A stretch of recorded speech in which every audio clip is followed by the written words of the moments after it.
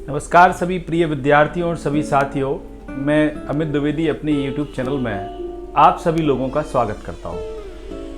इससे पहले वाले वीडियो में हम सभी लोगों ने मोहनदास के दुखद प्रसंग प्रथम की बात की थी। आज जो हम बात करेंगे वो मोहनदास के दूसरे अर्थात द्वितीय दुखद प्रसंग की बात करेंगे कि मोहनदास के जीवन में कि दूसरा दुखद प्रसंग क्या रहा। पहले प्रसंग में हम लोगों ने अध्ययन किया था कि कैसे मोहनदास बताते हैं कि उनकी मित्रता हुई और मित्रता का परिणाम ये हुआ कि हम लोगों ने एक दिन निश्चित किया कि मांसाहार का सेवन करेंगे और यहीं पर हम लोगों ने विराम दे दिया था। अब हम आज इस बात पर बात करेंगे कि क्या मोहनदास ने मांस का सेवन किया या नहीं। इसको हम दुखद प्रसंग द्वितीय में रखते हैं। तो हम शुरू करते हैं। मोहनदास बताते हैं कि वो नियत दिन आया जिस दिन हम लोगों को मांस का सेवन करना था।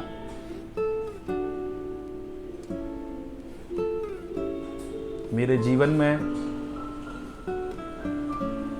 यह बता पाना बड़ा ही कठिन कार्य है कि मैं किस परिस्थिति से उस दौर में गुजरा।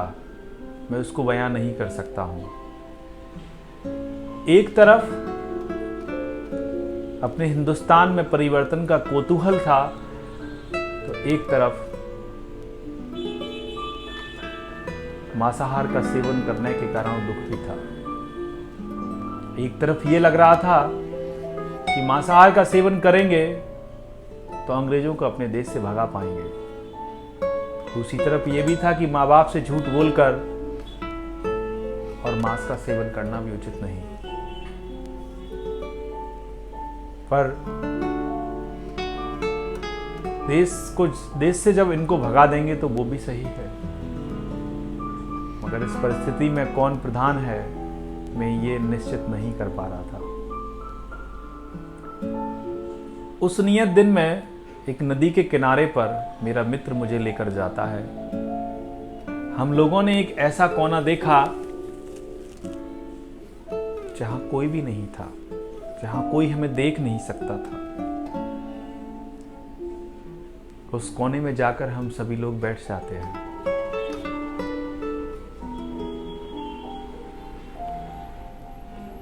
और मांस का सेवन करने के लिए पूरे तरीके से तैयार हो जाते हैं। लेकिन जैसे ही मेरा मित्र मांस को निकालता है तो पता नहीं क्यों मुझे वो चमड़े सा लगने लगता है। उसकी गंध मुझे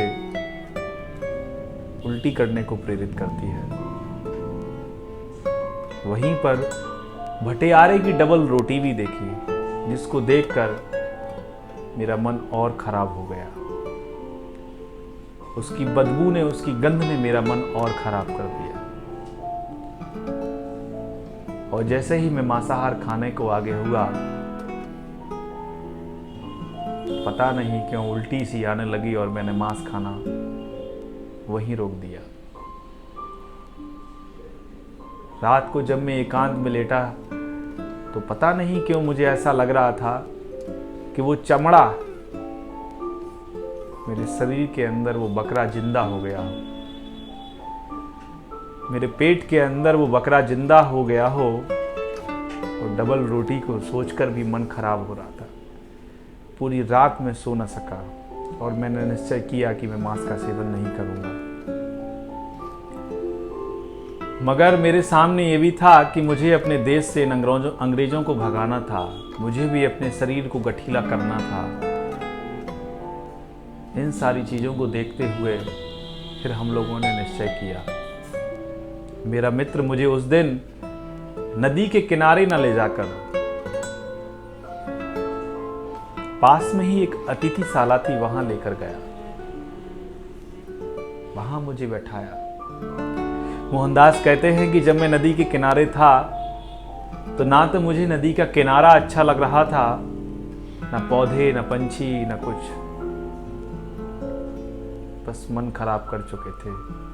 इन सब परिस्थितियों को समझते हुए मेरे मित्र ने अतिथिशाला ले जाने का निश्चय किया। अतिथिशाला जब कभी खुला करती थी, उस अतिथिशाला में मेरा मित्र मुझे लेकर गया। वहां बर्तन रखे, वहां एक टेबल थी, वहां एक कुर्सी थी, उस पर मुझे बैठाया। तब मेरा मन थोड़ा सा परिवर्तित हुआ। मांस की गंध उसने दूर करने की कोशिश की। फिर मुझे वो गंध अप्रिय नहीं लग रही थी, पर प्रिय भी नहीं लग रही थी। दोनों ही बातें थी यहाँ। मित्र ने कैसे भी उस गंध को दूर करने का प्रयास किया। तब मेरा थोड़ा बहुत मन हुआ कि मैं उस मांस की तरफ देखूं। भटियारे की रोटी को भी उसने सही किया। मुझे उस मांस के प्रति कोई लगाव नहीं था, पर उसके ऊपर जो मसाले थे, जो उन्होंने उस गंध को दूर करने का प्रयास किया था, बस उनका सोचकर मैं सेवन करने के लिए मैं तैयार हो गया। और जैसे ही ये सारी चीजें दूर हुई और मैंने मांस का सेवन कर लिया, मैंने मांस खा लिया, और खाते ही मैं सोचने लगा कि अब मैं भी मजबूत हो जाऊंगा और सारे हिंदुस्तान में मांसाहार का प्रचार प्रसार करूंगा और कहूंगा सबसे कि मांस का सेवन करो ताकि हम इन अंग्रेजों को अपने देश से भगा सकें। मोहनदास कहते हैं इस तरीके से मैंने अपने आप को तैयार किया। ऐसे ही पूरा 1 साल बीत गया और इस पूरे 1 साल में मुश्किल से 4 या 5 बार मैंने मांस का सेवन किया होगा, क्योंकि अतिथिशाला हर समय खुली नहीं रहती थी। दूसरा, इन सब काम को करने में पैसा बहुत खर्च होता था, जो कि मेरे पास रहता नहीं था। और इस कार्य के लिए जो भी पैसा खर्च होता था, वो सब पूरा पैसा मेरा मित्र ही खर्च किया करता था।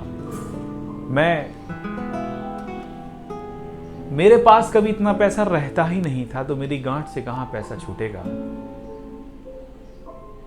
तो मांसाहार का जो सेवन होता था, उसकी पूरी व्यवस्था मेरा मित्र करता था और मैं खाने के लिए तैयार हो जाता था। इसीलिए मैंने पूरा 1 वर्ष में मुश्किल से 4 या 5 बार मांस का सेवन किया होगा। मोहनदास कहते हैं कि जब मैं मांस का सेवन पहली बार किया तो मुझे वहाँ के जो मसाले थे उनके ऊपर डाले गए, उन्होंने थोड़ा सा प्रलोभन दिया मांस खाने को। बकरे पर जो दया मैंने कल की थी, वो दया भी खत्म हो गई थी। मेरे मन में फिर कोई विचार नहीं आया और मैं मांस का सेवन करने के लिए तैयार हो गया। तो इस तरीके से उन्होंने मांस का सेवन किया। मोहनदास कहते हैं कि इस दौरान जब वो मांस का सेवन करते थे और घर जाया करते थे, तो कई बार ऐसा हुआ कि मुझे अपनी मां से और पिता से झूठ बोलना पड़ा।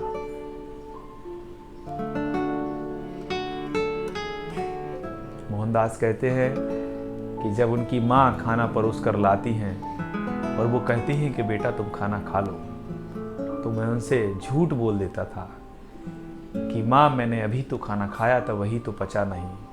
मां मुझे आज भूख नहीं है, इसलिए मैं आज खाना नहीं खाऊंगा। मोहनदास ने ऐसे कई बार झूठ बोला और बोलते हैं इस झूठ को बोलते ही मेरे दिल पर कितना जोरों से माफी चाहूंगा, जोरों से प्रहार होता था, इसको मैं आज भी बयां नहीं कर सकता था। मुझे बहुत दुख होता था कि मैं अपने माँ बाप से झूठ बोल रहा हूं। मैं कभी नहीं बता सकता था कि उनके 2 बेटों ने मांसाहार का सेवन किया और वो भ्रष्ट हो चुके हैं। एक तरफ तो मैं मांसाहार करके उसका प्रचार प्रसार करना चाहता था और दूसरी तरफ माँ बाप से झूठ भी नहीं बोल सकता था। शायद मैं मांस खा के प्रचार प्रसार कर लूं, अंग्रेजों को भगाने के लिए लोगों को तैयार कर लूं, पर माँ बाप से झूठ बोलना तो मांसाहार से भी बड़ा पाप है। और ये बात मुझे कई दिनों हर रोज चुभती थी। पर एक दिन मैंने निश्चय किया कि जब तक माँ बाप हैं तब तक मैं मांस का सेवन नहीं करूंगा, उनके मरने के बाद मैं मांस का सेवन करूंगा, जिससे मुझे झूठ बोलने का डर भी नहीं रहेगा।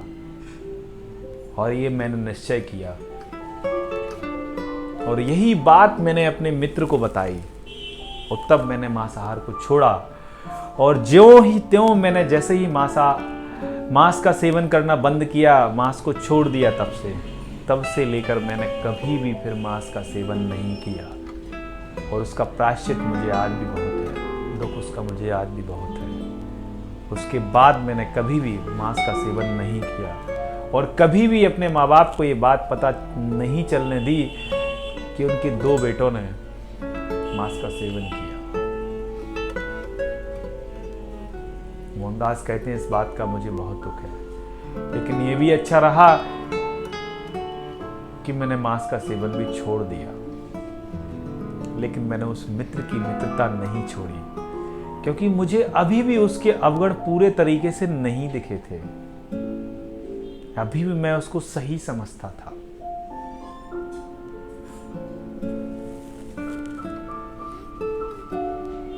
मोहनदास कहते हैं यहां तक तो सब ठीक था।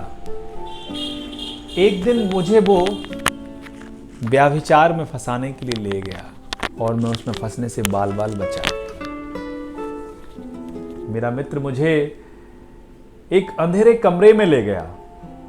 उस अंधेरे कमरे में एक स्त्री बैठी हुई थी। मुझको अंदर किया और उसने गेट लगा दिए, उसके किवाड़ लगा दिए। मैं बहुत डरा, बहुत सहमा और मैं जाके उस स्त्री के बगल में बैठ गया। मुझे उस स्त्री को पैसे भी नहीं देने थे। उसका सारा हिसाब किताब मेरा मित्र पहले ही कर चुका था। मुझे तो बस उस कमरे में धकेल दिया गया। मैं जाके बैठा, पर मैं बहुत डर गया और मैं बहुत शर्मा भी गया। मैं डर गया, मैं सहम गया, मैं शर्मा गया, ऐसे बहुत सी चीजें हुई और मैं एक बार भी उस स्त्री की तरफ नजर उठा के नहीं देख सका। उस स्त्री ने मेरा हाथ पकड़ के मुझे उस कमरे से बाहर कर दिया।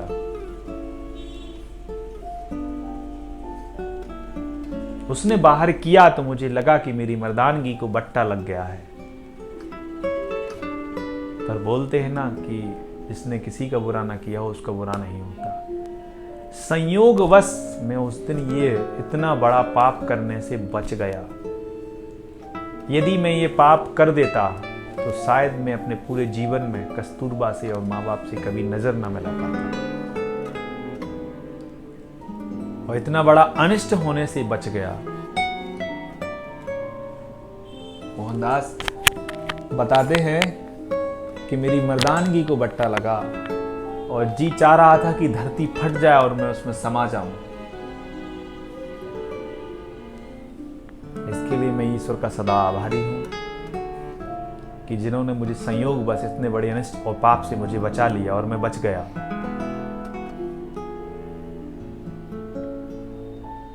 मोहनदास कहते हैं कि ऐसे मेरे जीवन में 4 अवसर आए कि जहां मैं संयोगवश बचा। कई बार हम यत्न करते हैं कि हम इस गड्ढे में ना जाएं, पर गिर जाते हैं। पर मैंने यहां कोई प्रयत्न नहीं किया बचने का, फिर भी संयोगवश ऊपर वाले ने मुझे बचा लिया। इसके लिए मैं ईश्वर का आभारी रहूंगा। मोहनदास ने कुछ शब्द कहे हैं जिनको मैं पुस्तक के माध्यम से कहना चाहूंगा। मोहनदास कहते हैं कि विशुद्ध दृष्टि से तो इन प्रसंगों में मेरा पतन हुआ ही है, ये मुझे मानना चाहिए, क्योंकि विषय भोग की जब मैंने इच्छा की तो उसे मैं कर चुका। फिर भी लौकिक दृष्टि से इस इच्छा करके भी प्रत्यक्ष कर्म से बच जाने वाले को हम बचा हुआ मानते हैं। इन प्रसंगों में इसी प्रकार से और इतने ही अंशों में बचा माना जा सकता हूं। इसके अतिरिक्त कुछ काम ऐसे हैं जिन्हें करने से बचना उस व्यक्ति के लिए और उसके संपर्क में आने वालों के लिए बहुत लाभदायक सिद्ध होता है और विचार शुद्धि होने पर उस कार्य से बच जाने के लिए ईश्वर का अनुग्रह मानता है। जैसे हम यह देखते हैं कि ना गिरने का यत्न करते हुए मनुष्य गिर जाता है, मैंने अभी जैसा कहा गिर जाता है, वैसे ही अनेक संयोगों के कारण वह गिरना चाहते हुए भी बच जाता है। यह भी अनुभव सिद्ध बात है। इसमें पुरुषार्थ का कितना अंश है और देव का और किन नियमों का कितना अंश है, ये प्रश्न बहुत गूढ़ है, बहुत गहरे हैं, बहुत रहस्यमय हैं। इनका निर्णय अभी तक नहीं हुआ और अंतिम निर्णय कभी हो सकेगा यह नहीं यह कहना मेरे लिए बहुत कठिन है। पर हम आगे चलें। उक्त मित्र की जो अनिश्चितता थी उसका ज्ञान मुझे अब भी नहीं हुआ, अब भी मैंने उसकी मित्रता नहीं छोड़ी और उसने मुझे पहले से भी ज्यादा कुछ कड़े अनुभव कराने शेष रह गए थे, पर मैं अपने कालक्रम के अनुसार इन अनुभवों को लिख रहा हूं। तो जैसे जैसे कालक्रम आएगा मैं इस मित्र के साथ और जो भी अनुभव हुए मैं उनको साझा करूंगा। मोहनदास इसी क्रम में आगे चलते हैं और बताते हैं कि मुझे इस समय की एक आवश्यक बात और भी कह देना चाहिए कि हम पूरी दंपत्ति में जो कलह का एक बहुत बड़ा कारण था वो मेरा मित्र ही था। इस मित्र के कारण ही हमारी दंपत्ति में कलह हुई।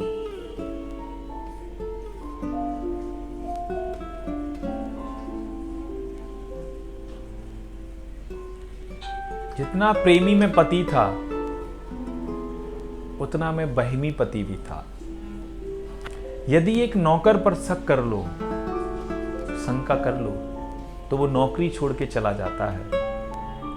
पुत्र पर शंका कर लो तो वो पिता का घर छोड़ के चला जाता है। भाई पर कर लो तो भाईचारा टूट जाता है। एक स्त्री अपने पति पर शक करे तो उसे वो मन ही मन कोसती रहेगी, पर यदि एक पुरुष अपनी पत्नी पर, एक पति अपनी पत्नी पर शक करे तो उस पत्नी की, उस हिंदू स्त्री की क्या स्थिति होती है वो बहुत निंदनीय है। वो हिंदू स्त्री कहां जाएगी जिसने माता पिता का घर छोड़ पति के घर को अपनाया, और जब पति उसके ऊपर शक करने लगे तो स्त्री, हिंदू स्त्री तलाक के लिए भी गुहार नहीं लगा सकती अदालत में। वो हमेशा अपने आप को कोसती रहेगी। और भी बहुत सारी ऐसी परिस्थितियां हैं जिनको मैं यहां बयां नहीं कर सकता हूं। मैंने कस्तूरबा के ऊपर कितने ही हिंसात्मक कार्य किए हैं, इसका मुझे बहुत दुख है और उसके लिए मैं आज भी अपने आप को माफ नहीं कर पाया। मैंने जब अहिंसा को समझा तो मुझे इस बात का एहसास हुआ कि मैं पहले कितना हिंसात्मक था, और मैं उसके लिए आज भी अपने आप को माफ नहीं कर पाता हूं। जब मैं अहिंसा को समझा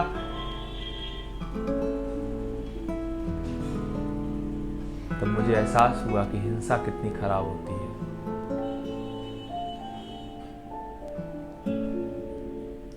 मोहनदास कहते हैं कि कस्तूरबा के बारे में ऐसा एक तरफा न्याय रखा गया है, मैंने भी वही न्याय किया। इसका दुख मेरे मन में कभी जाने का नहीं है। मैंने जब ब्रह्मचर्य को समझा, जब ब्रह्मचर्य का अध्ययन किया और उसको समझा तो मुझे समझ में आया कि पत्नी पति की दासी नहीं होती है, वह उसकी सहधर्मिणी होती है, सहचारिणी होती है। जितना हक पति को पत्नी से कहने का है अच्छा और बुरा, उतना ही पत्नी को पति से कहने का हक है अच्छा और बुरा। पति के जैसे हर सुख दुख में पत्नी साथ देती है, उसी तरीके से पत्नी के हर सुख दुख में पति को साथ देना चाहिए। मोहनदास कहते हैं,